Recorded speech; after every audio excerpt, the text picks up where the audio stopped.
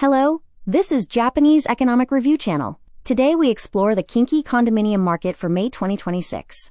Beyond the headline numbers, we will uncover the structural shifts and compositional pricing dynamics currently reshaping the real estate landscape. May 2026 was a turning point. We saw a 44.2% YOE surge in supply to 1,534 units, while contract rates dipped to 69.0% and average prices fell by 9.9%. At first glance, demand seems to be cooling, but microdata reveals a very different story driven by suburban and investment influxes. This month's supply is the highest for May since 2017. This massive influx wasn't random. It was heavily concentrated in suburban areas, with 108 properties averaging 14.2 units each. This simultaneous entry of mid-sized developments temporarily overwhelmed the market's absorption capacity. Consequently, the contract rate fell below the 70% threshold for the first time in 6 months, landing at 69.0%.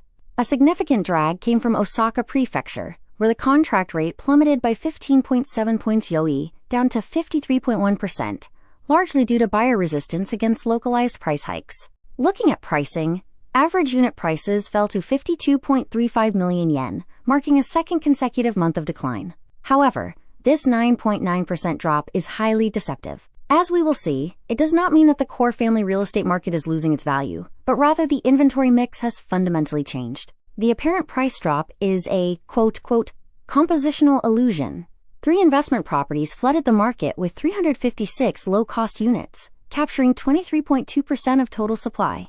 If we strip these out, the true average price for family residential condos remains incredibly robust at 60.56 million yen.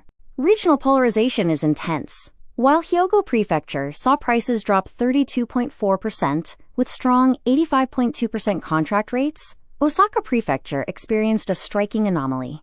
Prices there surged 22.3% to 61.85 million yen, resulting in sluggish sales as buyers resisted the higher suburban pricing. Analyzing room layouts, 3 LDKs remain the market bedrock, comprising 50.2% of supply, or 771 units. Meanwhile, the compact 1K and 1DK segments saw 241 units released, which directly correlates to the surge in investment properties we discussed, heavily skewing overall market averages. This creates a severely bimodal pricing distribution. We have a massive spike in investment units under 25 million yen, and a core family baseline between 50 and 70 million yen. Notice the missing middle around 30 to 40 million yen, leaving first-time buyers with very limited options. Despite slower overall sales, underlying asset quality is excellent. While same-day sellouts were rare at just 0.8%, nearly 60% of all released units qualified for flat 35 financing. This indicates high compliance with strict building and energy standards, appealing to prime residential buyers. When comparing the Kinki region to the capital region, we see entirely divergent paths. Localized Kinki dynamics, specifically the suburban supply pushes and unique investment property mix, are currently creating distinct market conditions entirely independent of Tokyo's broader macroeconomic trends. Looking ahead, May's massive 1,534 unit supply is a localized anomaly. In June, we forecast a sharp supply contraction back to a historical baseline of around 800 units. This reversion should ease downward pressure on contract rates, stabilizing the market as developers focus on the remaining inventory. Thank you for watching the Japanese Economic Review. We look forward to having you with us again.